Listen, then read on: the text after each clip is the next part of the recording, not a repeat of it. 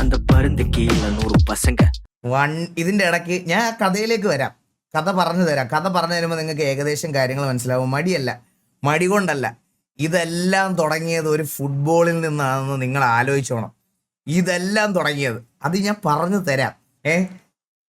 ഈ വട്ടം അവിടെ തന്നെ നമുക്ക് പറഞ്ഞു തുടങ്ങാം. അപ്പം കുറച്ച് ദിവസത്തിന് ശേഷം കാണുവാണ്, എല്ലാവരും സുഖമായിട്ടിരിക്കുന്നു എന്ന് വിശ്വസിക്കുന്നു.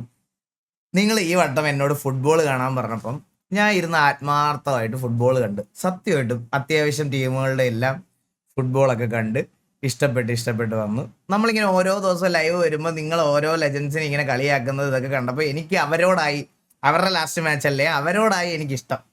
അങ്ങനെ നമ്മൾ പറയണ ഓരോരുത്തരും പുറത്തു പോയി തുടങ്ങി. മനസ്സിലായോ? ലാസ്റ്റ് മെസ്സി മാത്രമായിരുന്നു. അങ്ങനെയാണ് കാര്യങ്ങളുടെ ഒരു കിടപ്പ്. അപ്പൊ നമ്മൾ എന്ത് ചെയ്തെന്ന് വെച്ചാൽ, വില്ലംബ്രോടെ വീട്ടിൽ ചെന്ന സമയത്ത് അവസാനത്തെ ടീം എന്തായാലും അർജന്റീന ആയിരുന്നല്ലോ. അപ്പൊ പിന്നെ മെസ്സിയെ സപ്പോർട്ട് ചെയ്യാമെന്നുള്ള രീതിയിൽ ഞാൻ ഒരു അഹങ്കാരം, അന്നേരത്തെ ഒരു അഹങ്കാരത്തിന്റെ പുറത്ത് ആദ്യം ഒരു 10,000 രൂപ എലിയായിട്ട് ബെറ്റ് വെച്ച്. അത് കഴിഞ്ഞ് നമ്മൾ ഇന്ന് സംസാരിച്ച് വന്നപ്പം എല്ലിയുടെ ഭർത്താവും ഇതിന്റെ ഇടയ്ക്കോട്ട് ഇറങ്ങി. പുള്ളി പറഞ്ഞു, അർജന്റീന തോറ്റാൽ ഞാൻ പുള്ളിക്ക് വണ്ടിക്ക് എക്സോസ്റ്റ് ചെയ്ത് കൊടുക്കണം.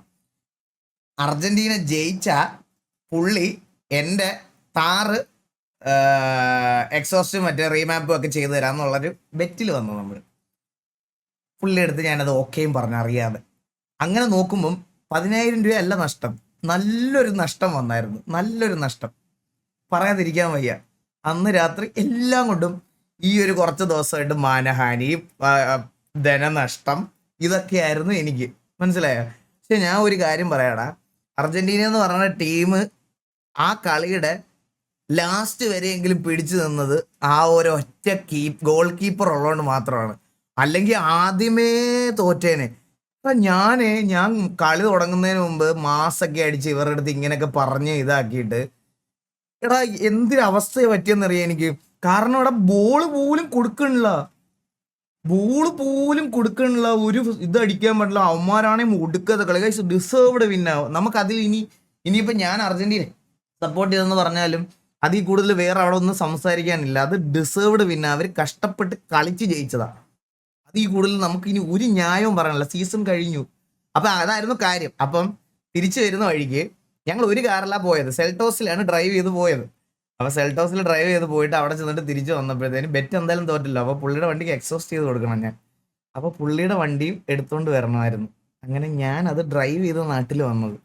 അപ്പോൾ എനിക്ക് ബാംഗ്ലൂരൊക്കെ എക്സ്പ്ലോർ ചെയ്യുന്നതിൻ്റെ ഇടയിൽ തിരക്കുകളിൽ ഡ്രൈവ് ചെയ്ത് വരാൻ പറ്റുന്ന ഒരു സാഹചര്യം അല്ലാത്തതുകൊണ്ട് ഡ്രൈവ് ചെയ്യാൻ പറ്റുന്ന ഒരു ഡേ നോക്കി അങ്ങ് ഡ്രൈവ് ചെയ്ത് വന്നു.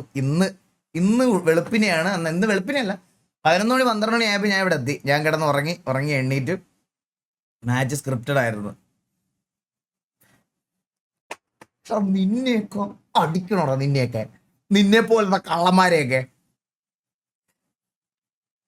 ഞങ്ങൾ CSK ഫാൻസ് പോലും ഇങ്ങനെ പറഞ്ഞിട്ടില്ല.